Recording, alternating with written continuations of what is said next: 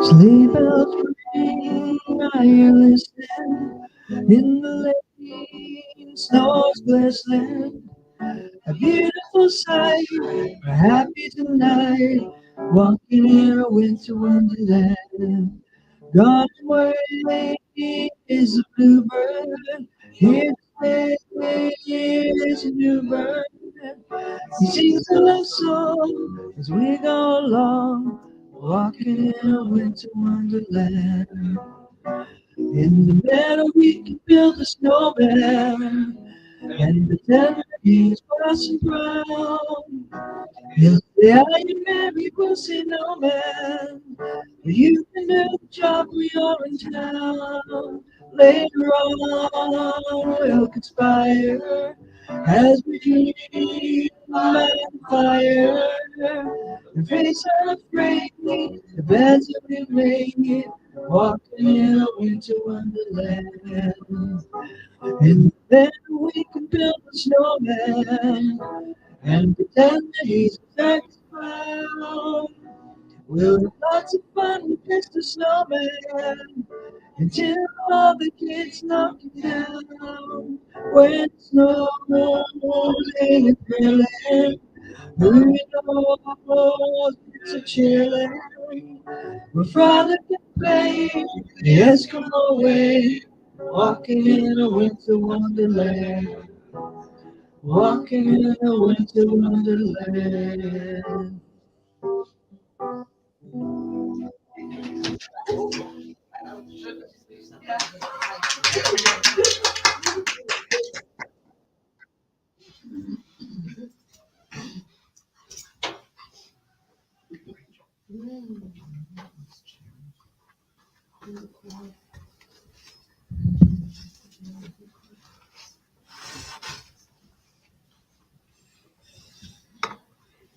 Trying to get around the cords here.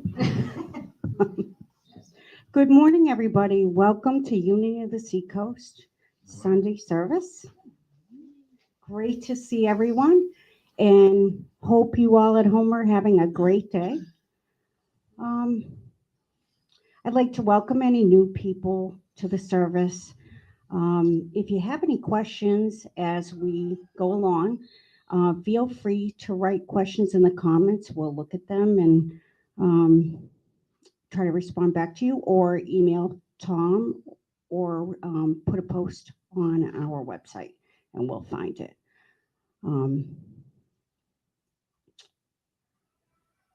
So please silence your phones if you haven't already. And now I'd like to say the daily word. Today's daily word is joy. Joyfully I celebrate my oneness with God as the three wise men followed the star to Bethlehem to greet the newborn child. I follow my inner light and discover the Christ within. As I approach the conclusion of Advent season, I realize that this, rather than material goods or creature comforts, is the source of my joy. The Christ within is the part of me that is always one with God. Omniscience, omnipotence, omnipresence. When I face challenging times, I can draw from that inner wellspring of joy, my foundation of irrepressible strength and fortitude. I have within me the power to overcome any challenge. This day, this moment, I am joy-filled, and I celebrate the overflowing blessings of my divinity. Matthew 2:10. When they saw the star had stopped, they were overwhelmed with joy. Joyful. I celebrate my oneness with God. So as I'm reading the daily word today, I'm thinking of what this church and Tom and everybody here means to me, and that sometimes things are just really fitting in life. Um, I was struggling earlier this week with something, and I called Tom, and he was very helpful. And the daily word just fits with it. Thinking about how looking within and thinking about the Christ within us can help us be strong. Um, so, how fitting in life. So, now I'd like to say our mission statement, and please say it along with me. It's up on the screen.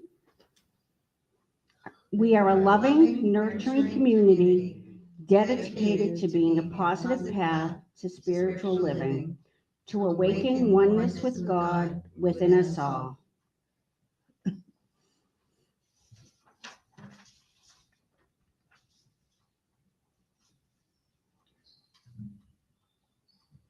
We reset our mission statement each week, but as we close the year out and get set for the new year, we should begin to reflect on what it will mean to us in the new year and actionable things that we can do that follow the mission statement.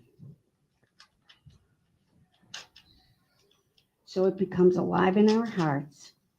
Inclusion and openness will be part of Tom's theme for this coming year. Please check out our website. You can see the weekly announcements. All of our talks are archived, and if there is something you want to look at and reflect on.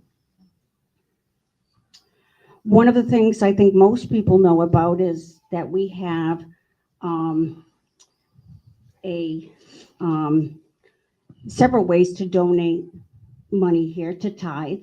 One is our Tithely app. Um, if you go to the app store, get the Tidely app. You can set it up so that you're donating regularly, or you can set it up for one-time donations. So please feel free to do that. It's very easy. If you'd like to donate to us by mail, our mailing address is Unity of the Seacoast, McConnell Center, Suite 246, 61 Locust Street, Dover, New Hampshire, 03820. Just a reminder that Charlie's meditation group is the first Monday of the month at 7 p.m. He does a brief meditation for all of us to enjoy.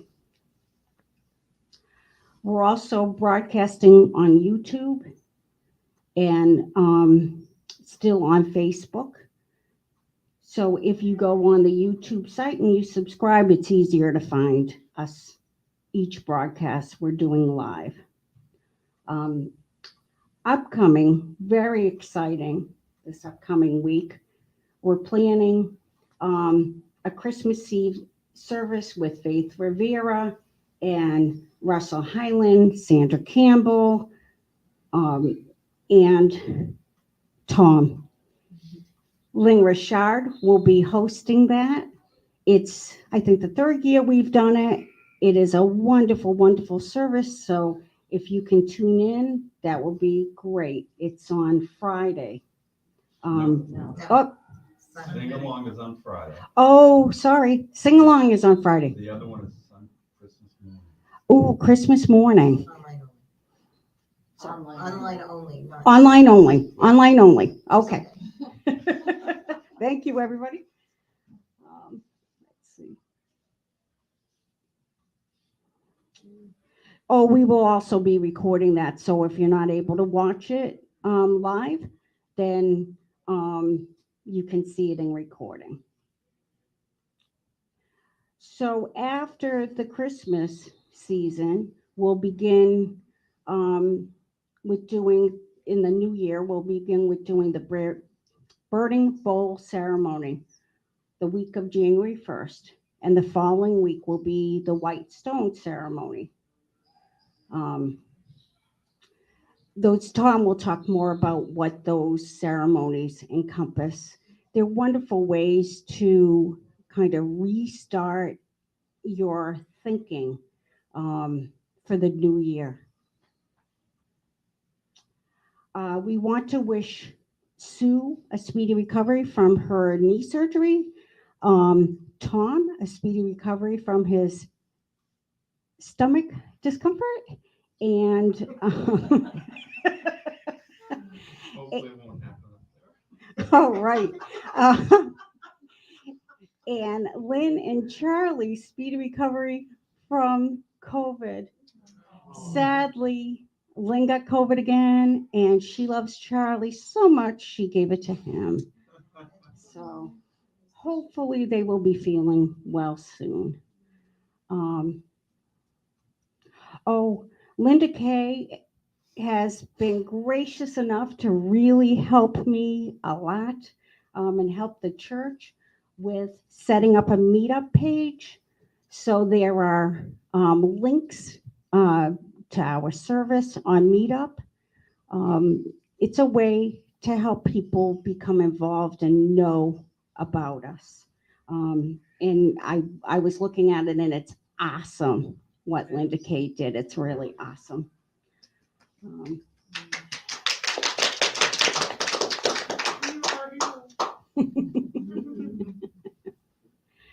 so now I want to do just one last tradition. Um, it is called Namaste.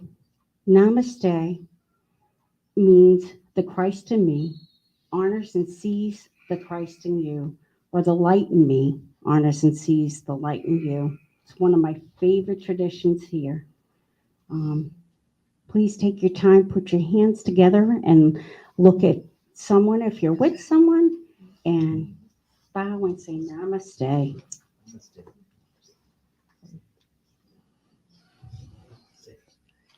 Namaste. Namaste to you all at home as well. So now, Barbara is going to play a wonderful song. Thank you, Barbara. In the choir. Oh, the choir.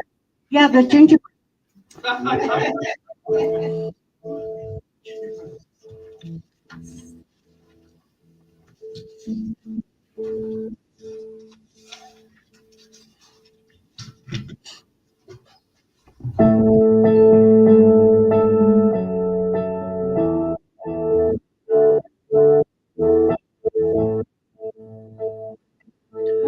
Love came down at Christmas. Love, oh lovely, love divine. Love was born at Christmas. Stars and angels gave the sign. Love came down at Christmas. Love, oh lovely, love divine. Love was born at Christmas. Stars and angels gave the sign. Stars and angels gave the sign. Love shall be our token. Love be yours and love be mine. Love from God to all of us. Love for me and give the sign. Love for me and give the sign.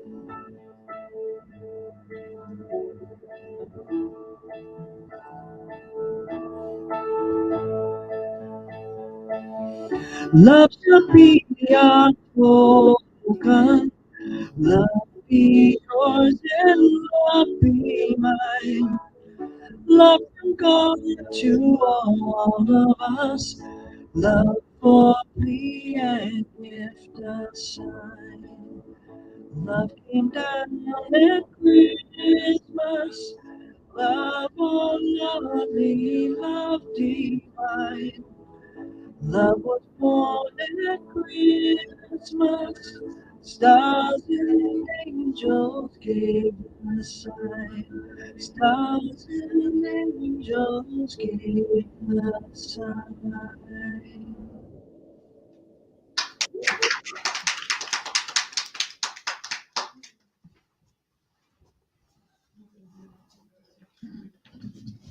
Thank you very much, the people from the choir and Barbara. That was lovely. Just one other mention that I want to shout out. Thank you very much to all the people that donated coats and scarves and hats and all of that for Operation Blessing. Um, I had the privilege of being able to drop those things off to the folks at Operation Blessing, and they were absolutely thrilled. Um, it's making our mission statement come alive doing things like this. Also, for people at home, if you have ideas of things that we could do in the community, we would absolutely love your feedback. Um, it would be really helpful to hear from you. Um, Now, I would like to um, mention Tom. Tom, as usual, even though he's not feeling well today. Oh, he just told me to shush, but I already said it. So he's okay. He's just not feeling tops. Um, Even though that's the case, again, Tom is here and present and still has a sense of humor, which means a lot to us all. He helps, he kind of, he walks the walk and doesn't just talk the talk. So it's a wonderful thing. Um, Welcome to Tom. Thank you. I love you, Tracy. And shut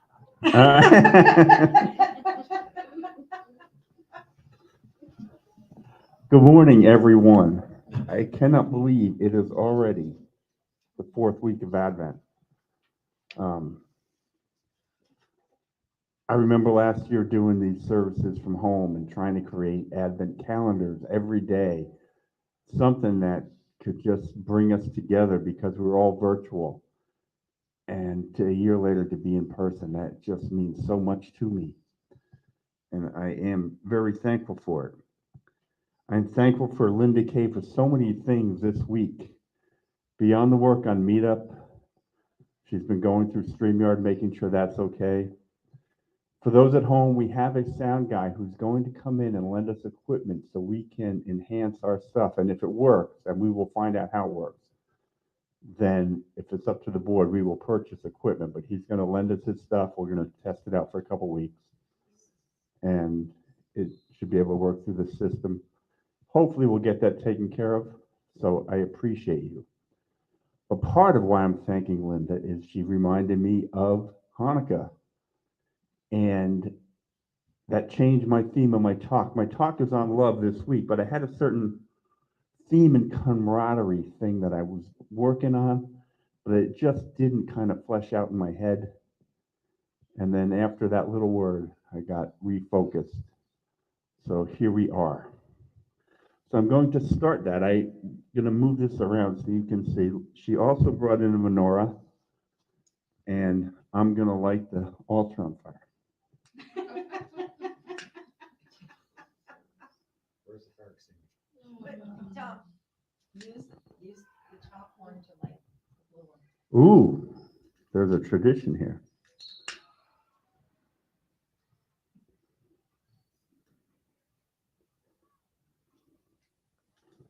That wick evaporated.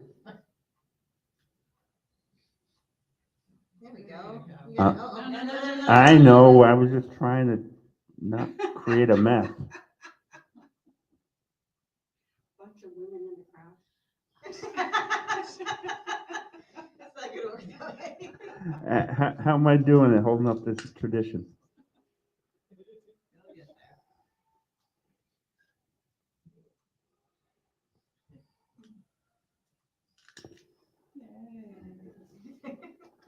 Beautiful.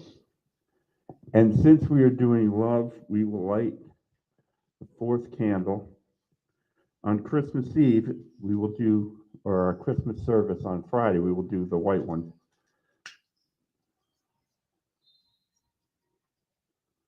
So our 4 Advent weeks are lit. All right, now I'll get to the talk. This is from the daily word from last week, from John, 1 John chapter 3, verse 18. It's on love. Little children, let us love, not in word or speech, but in true faith and action. We look at love and the many types of love, and it's a hard topic for me to write on because I always feel the need to pinpoint each type of love that each talk is for. I wanted to end this season on a certain thing, but I told you it was just not fleshing out for me. You know, there's several types of love. There's Valentine's love. There's, the romantic love. Love of friends is another. Love of humanity. There's love animals have for their young. There's love we have for our animals in that relationship when we come home. Even in subtle attraction, there's a loving connection. I've loved each new day. I love the things that my body is able to do, whether it's fixing or writing or any things that the human body can do. It's just a great thing. I have a love for learning. And we all have these loves. And we feel certain love so often that we begin to take it for granted. And I want you to know that's not a bad thing. I don't mean don't appreciate it, but there's some kind of comfort in knowing that there is love that we can just count on and trust. And in that love, I want to think about not only ourselves, but for others, people that we don't identify with, people that appear different or have different backgrounds or whatever our differences. We all have commonalities. We each get moments to impact each other. You know, that line from John I opened with says, not in word, but in truth and action. That's also not necessarily true if you look at it just literally. Because it doesn't mean that loving words are not necessary. It means that our words have to live up to a truthful love, to the meaning of what love is. You know, when love is part of our being, each one of us, we all reap the results, including you. So this may not be the most traditional love talk. And that starts out because Hanukah is today, and I wanted to take a look at the Jewish connection this time of year. I wanted this talk to be a little more about actionable love. I've mentioned over the past few weeks that I want to live up to our mission statement, and my goal for the year is to be more inclusive, more accepting, allowing this church to be part of the grander community that is our world. So today, Hanukkah starts, and in 1 week we'll celebrate the birth of Jesus. 2 holiday seasons that at times seem to be at odds at each other, which always strikes me because, according to the Bible, Jesus was born a Jew. He knew Scripture. He could teach in the temple at the age of 12. It's a time of year when both traditions and all traditions should be embraced, and we should recognize these shared traditions. And when I think of this, I think of one person who showed me love for 59 years. I think of my Aunt Patty. But before I talk about my aunt, I wanted to get a little insight into Hanukkah. So I reached out to a friend of mine, a man named David Drimmer. David is the director of the Jewish Federation of Ulster County in New York. Very fine man, funny man. We always exchange little stupid jokes and whatever. But so he gave me a piece that he wrote and asked me if I could read it. It's called Hanukkah Reflections. Is rebellion to tyrants obedience to God? The confluence of poignant events inspires me to recommend adding an old but ever timely and important book to your holiday reading list. Said events are always a joyous approach of Hanukkah, our beloved festival of lights. It is legendary, an awe-inspiring miracle, juxtaposed against horrific news stories like the rise in hate crimes targeted at the Jews. And he quotes that anti-Semitic crimes rose 125% in November in New York City. Yet again, in my frustration and despair, I seek understanding of the never-ending saga of Jew hatred, at the same time pondering the indomitable spirit of our people. It's the Hanukkah story, written large in the context of the modern world. It reminded me of a novel by a great Jewish author named Howard Fast, whose 1948 book, Glorious Brothers, retells the story of the year 167 BCE Maccabean revolt as a first-person account through the eyes of Simon the Hasmonean. Simon is the last surviving of the brothers of the Maccabean, who so valiantly triumphed in their long war against the Seleucid Syrian Empire. And he writes, the more things change, the more they stay the same. I couldn't tout Fast's book more strongly, both for its elegant portrayal of the human story behind the Maccabee legend and its obvious relevance to 75 years ago and today. This well-received novel are the sections that are told from a point of view from a high-ranking Roman military official, and his narrative crafts how the Jews and their culture are seen as outsiders. It's among the most thought-provoking themes in the book.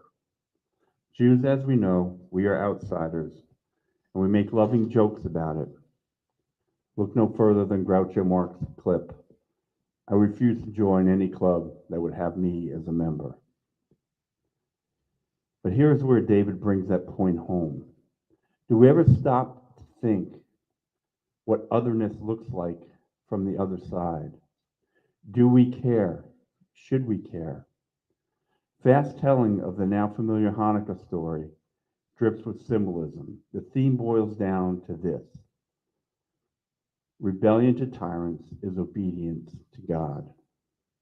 And undoubtedly, that's precisely the motivation which drove Matthias, his sons Eleazar, Simon, John, and the Hammer, Jonathan, and the youngest, Judah the Hammer, to conquering that to building a small army, to conquering, to get their temple back, under that motto, rebellion to tyrants. And it was suggested that be the great seal for the United States. Thomas Jefferson eventually used it for his own seal. Its authorship in the United States was penned back to Benjamin Franklin. My personal point of view, according to David, is a good ethos for the modern Jewish people, as I've heard. The word Hanukkah, it means dedication, refers literally to the rededication of the Second Temple. The grand prize for the Jews winning the war against those Syrian invaders who took it and defiled it. Figuratively, it reminds us of the dedication essential to seize back our own identity from those who would take it away from us. Recently, a rabbi explained in Women's Day magazine for a largely non-Jewish readership, it symbolizes the creation of light in the darkest times. The creation of light and darkness, that is what we as Jews are always seeking in the face of never-ending anti-Semitism. Here in Israel and elsewhere abroad, we seek the light, never forgetting that, like the Maccabees, the darkness is a fight that we need to win, even if it's a war that we did not choose. And I thought about otherness, and otherness is the seed that transforms someone you know into someone you don't trust, someone that you dislike or hate. It transforms humans into something less than. We see it on economic levels. We see it on a refugee level. And in the case of the Jewish population, we saw it as an attempt to exterminate them. Otherness is when we don't see people for who they are. And David gave me a clear example of this. I think I have a slide in the middle right after Namaste. This. Back in 1961, Stan Lee and Jack Kirby created a superhero. His human identity was called Ben Grimm. He was based on Jack Kirby and his feeling of otherness. That feeling of otherness is what this superhero character represents. The Thing looks nothing like other superheroes and acts nothing like them. Jack Kirby was Jewish, and this is his version of a Jewish superhero would feel like to him, always feeling other than. The seeds of anti-Semitism are planted in misinterpretation.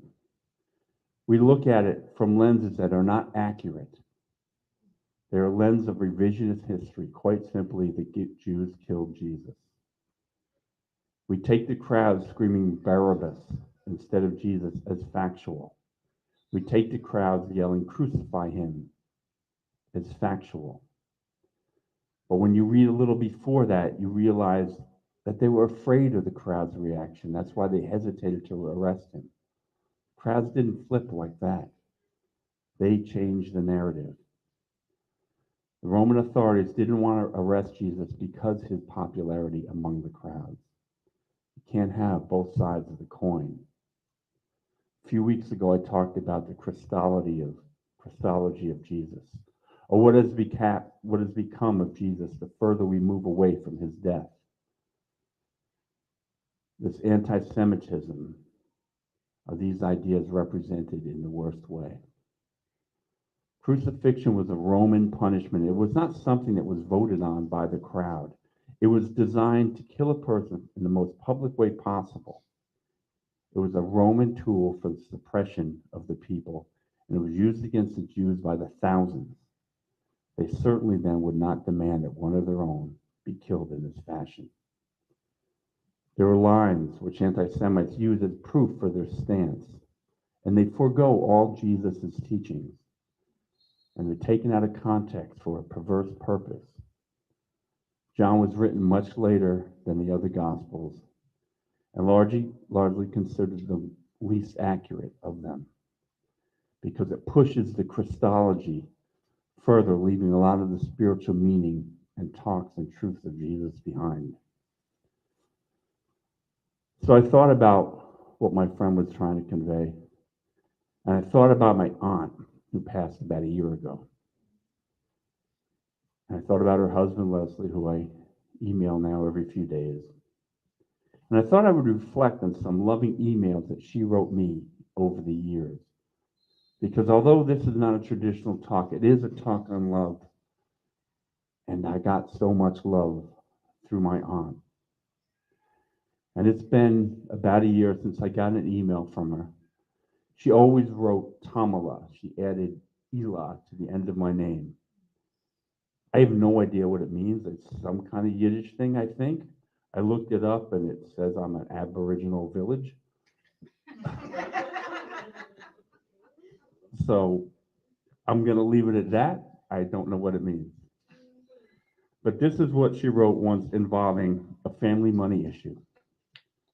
The money means absolutely nothing to me. I'm going to end up giving it away anyway, because, and forgive me for using that word again, it's the greatest joy of all. It's what Christmas, Hanukkah, Diwali, and God is all about.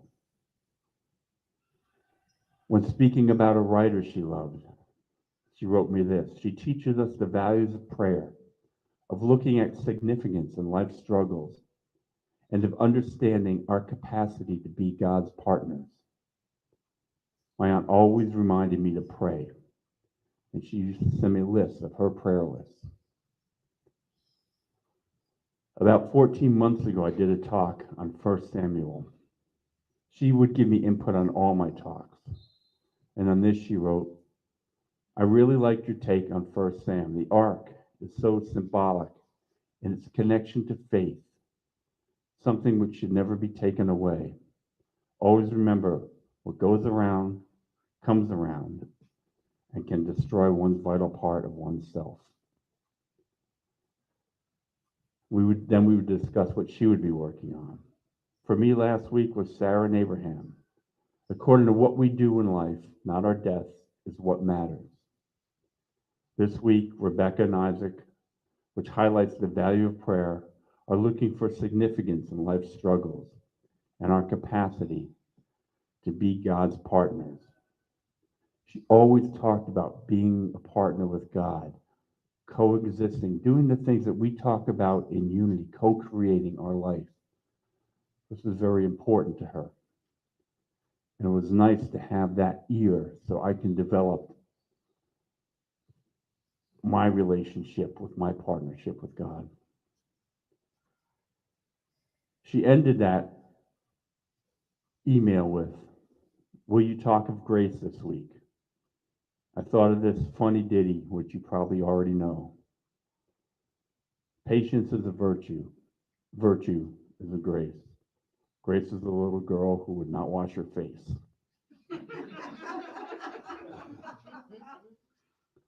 Then she wrote, "Tamalia, you probably use the miracle stories in the way that we do in this religious history, not natural or scientific history, but you look for the lessons in them. We think of Jesus as a prophet. Prophets are those who are people of great wisdom, each commune with God in different ways. Some have visions, dreams, some don't. Dreams and visions were an accepted source of insight and wisdom. The miracles we seek have to do with life and the wonders of the universe. God offers us guidelines to appreciate that. I think you know that, especially to be tactful when speaking of Jesus to a Christian-based group. She was always worried that I would offend someone. So allow each person to have their own sense of what or who Jesus is. And remember, some people find comfort in taking things literally. I do have trouble with that. And then she ended it, "Enough of my babble. Good morning." She lived in England, so her emails would find her way into my box before I would get up each day. Each morning I would pour my coffee, say I love you to Casey, check the Daily Word, and then search for an email from her. Once she wrote this, a little over a year ago.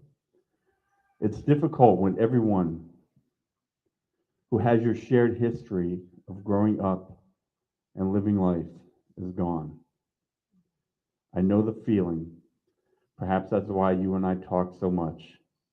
It is our only way of touching base with the past, and it's something, but also in an optimistic way. It's a way of living in the present and improving the future.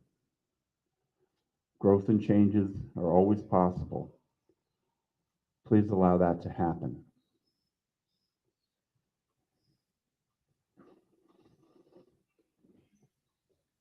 This is when she learned she was dying.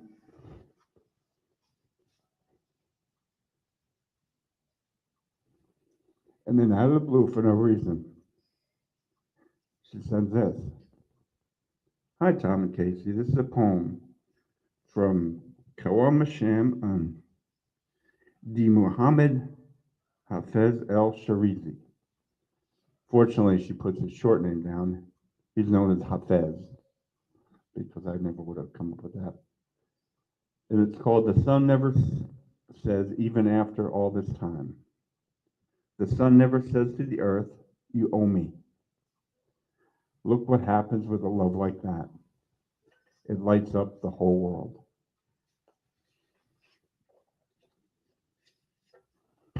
And on religion, she wrote me this, which I just loved. I've highlighted this in my emails, and I've actually copied it in other places. "Being Jewish is no more work than being a hands-on Christian, Buddhist, or Muslim. It's about commitment and living what you learn from an ethical framework." And then this conversation came after I got bumped offline during a sermon when we were virtual. Because during the sermon, my son decided he wanted to stream wrestling, which he came down and told me, "Oh, just let me think of the technical issue. You didn't have to remind me." But she goes, "Really liked your thoughts on your last sermon and 9/11. Must keep you humble being knocked offline by a wrestling match. Ha ha. Your ideas make so much sense. You fit in to our approach to biblical text. Should you ever want another part-time post as a rabbi, just say the word." See, this is a shared love that we get when we see commonalities with each other. She didn't have this type of relationship with anyone else in the family. My cousin didn't like her because she converted to Judaism. Others saw her as she just separated herself from the family because they could not look that she had found her own path. Others saw her as wealthy and ways to exploit that. But for me and her, she showed a love, and she taught me a love that it doesn't matter where each person goes, their paths, their differences. We seek the commonalities and we get to embrace each other in that love. That is what carries us. That what creates that tapestry of who we are in a little room like this, to our community, to our state, to our world. So I began this talk with 1 John verse chapter 3 verse 18. Let children love, or little children, let us love, not in word or speech, but in truth and action.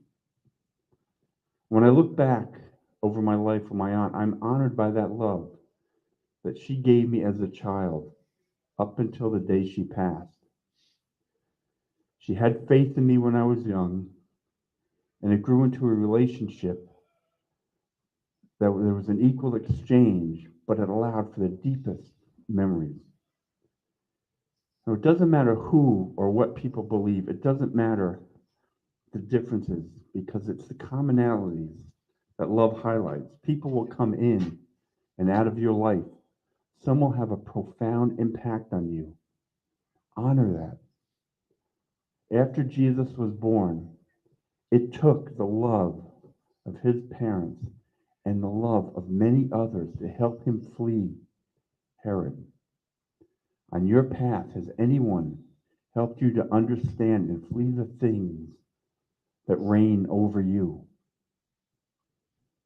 Imagine the love that flowed around Jesus, that allowed his consciousness to flourish, to become the thinker that he was. Did it come from God? Yes, but God came through those who knew him and guided him, those who encouraged freedom of thought and expression. We've all found our voices because at one point another person heard us and gave us confidence in our own voice, and we were able to trust in our own words. Who in your life can you reflect on that means love? Hopefully it's people in this room, in your day-to-day life, in your community, in the world. And we recorded our Christmas service, which will come on Christmas morning at 7 a.m. And there's some really great talks in there. But Reverend Sandra Campbell has one of the most moving stories of faith restored during the Christmas season. Even if you tune out everything, tune in that. You can tune me out, I'm okay. Because we all have reflections in love. And I know this was not the most traditional talk about the birth of Jesus, but it is how love, this particular love, has impacted my life. I look at the Jewish connection in Jesus, and I have to see the Jewish connection that was given from my aunt And I have to look at the connections that come around the world in so many different ways, from so many different avenues. And if I was not open to that love, I would never have been here. And I think that goes for many people everywhere. And I get to look back over these years of emails and know that I have a history of love that I can look back and reflect upon. And I'm going to end this with a joke that her husband sent me. It's called The Grandmother. Every 3 or 4 months, my aunt would write a new Jewish newsletter for her community. And she would always end the newsletter with one of Leslie's jokes. And this is his. Last year, just before Hanukah, Miriam, a grandmother, was given directions to her grown-up grandson who was coming to visit with his wife for the first time. If you come to the front door of the blocky apartments, I'm in apartment 2B, she says. There's a big door panel, and with your elbow, push button 2B, and I'll buzz you in, come inside. The elevator is on the right. Get in, and with your elbow, hit 2. And when you get out, I'm on the left. Walk down to the door. With your elbow, hit my doorbell. I'll let you in. The grandmother Johnson says, that's great, but why am I hitting all these doorbells with my elbow? She goes, you're not coming empty-handed, are you?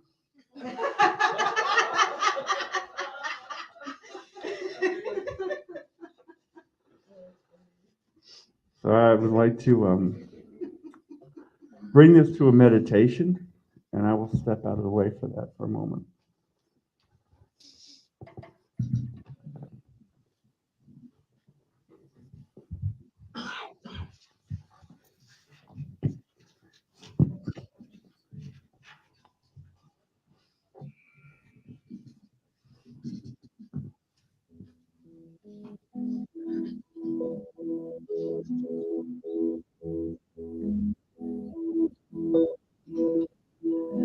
Silent night, holy night, all is calm, all is bright. Round yon virgin mother and child, holy infant, so tender and mild, sleep in heavenly peace. Sleep in heavenly peace. Silent night, holy night, Son of God, love's pure light, waiting and keeping from thy holy face. With a dawn of redeeming grace, Jesus, Lord, as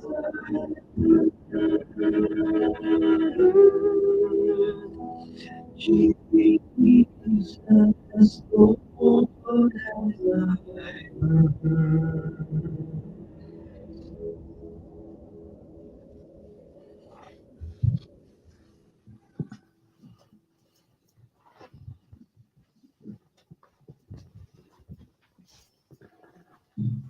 Thank you. Thank you. That was wonderful. That is really my favorite Christmas song. I'm going to ask everyone to kind of get themselves comfortable.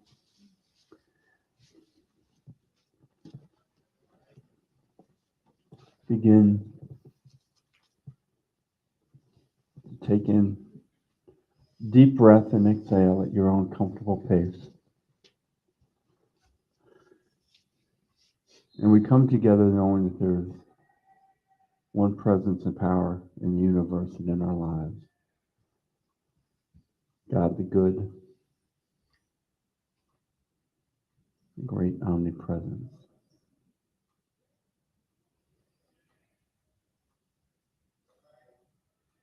I want to reflect on a few words that we honor this time of year.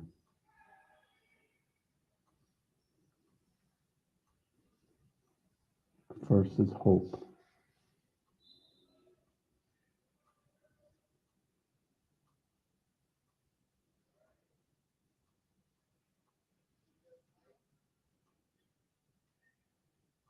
Think of the things that we have hoped for in our life.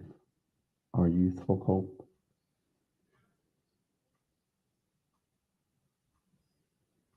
our hope for others,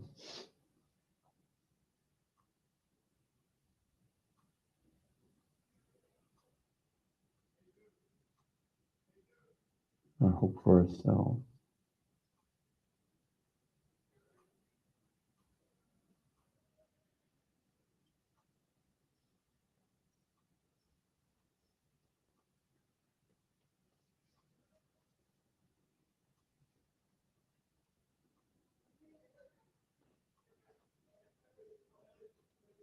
And as we learn to believe and trust and hope, we turn our attention to faith.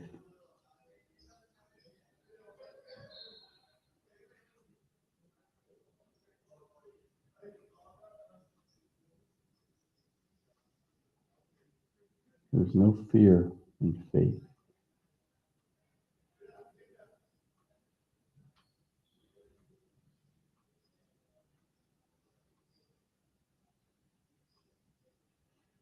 It is pure and it is assurance.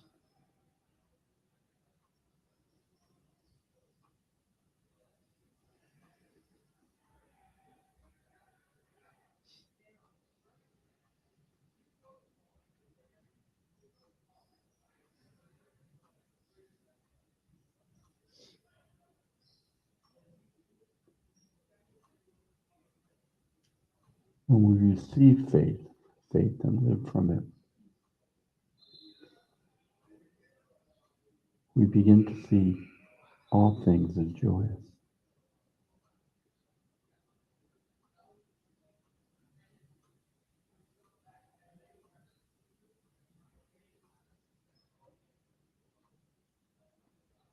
We have found comfort in the hope and faith and joy.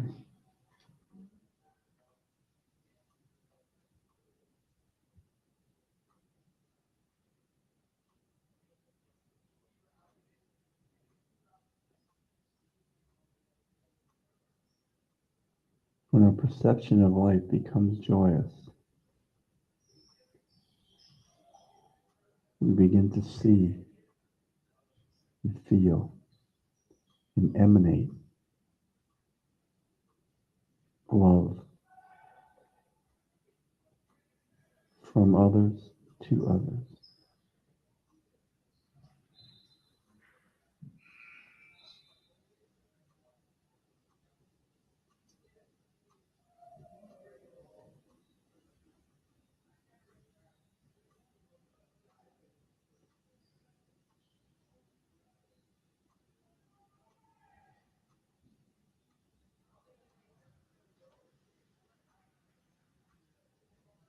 And this is what the birth of Jesus is about.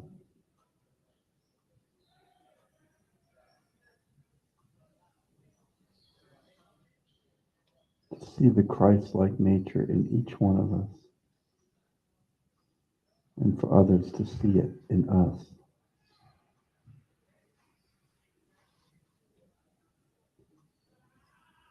And the most grand things that we do to at the minor details.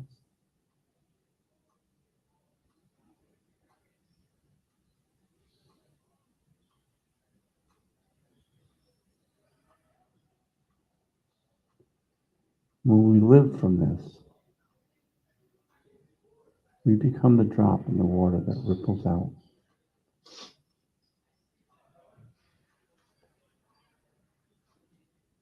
and creates the wave that finds the shore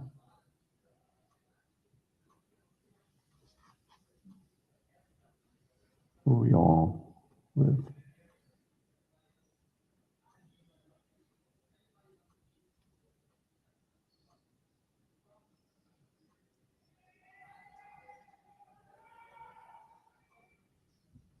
I would like you to turn your attention to those that you know, those you may not have seen in a while, and those that you do not know yet.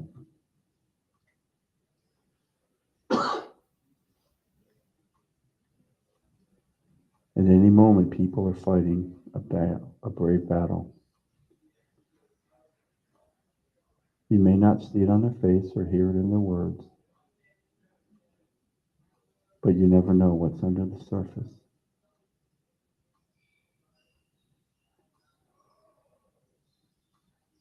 This time of year, I want you to represent all those four words that we just discussed and give that out to the rest of the world. If you're thinking of someone at home, type their names in the comment box. If their names are not comfortable, in a heart emoji, or just hold them in your thoughts. And if there's someone here you're thinking of, same thing, say their name or their initials, or just hold them in your thoughts.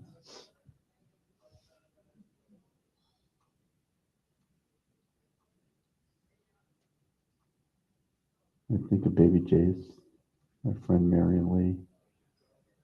Think of my friend Judy, who's been fighting and showing what true strength is.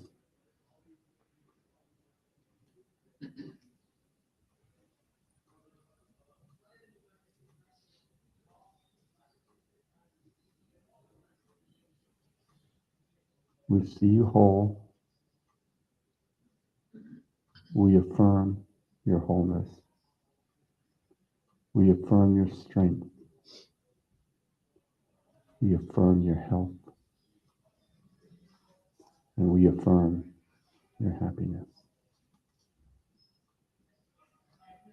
And so it is. Amen. And then if you come back to me, there's another prayer that we do, and Tracy wouldn't mind helping me. We do a tithes and offerings.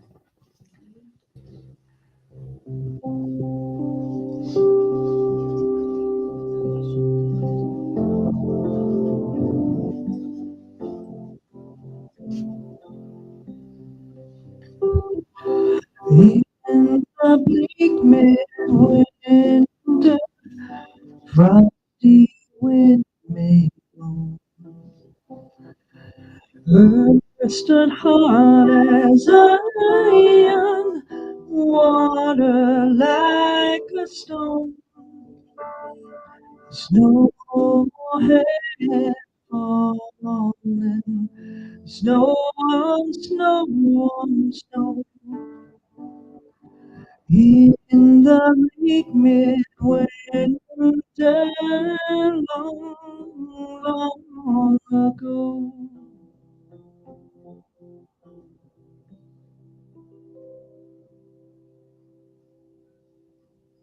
Divine love has me blessed and multiplied. All that I have, all that I give, and all that I receive. And so it is. Amen. And before I go to the prayer protection, I want to remind everyone that Friday night at 7, 8:30, we'll be doing a sing along. Barbara has been working on about 20 songs. I'll do a short talk, so it'll be a little more festive. Um, Bring cookies or anything that you feel that would add to the moment. I'm looking forward to it. Christmas morning, our service. Then the following week, our burning bowl ceremony. We've discussed that. And then the white ceremony. And I'm looking forward to this next few weeks. Really, I'm looking forward to the start of the whole new year. And again, I am thankful for each one of you. So if you'd like to join me in the prayer of protection, the light of God surrounds me. The love of God enfolds me. The power of God protects me. The presence of God watches over me. Wherever I am, God is, and all is well, and we are richly blessed. Please join us in the final song. Thank you.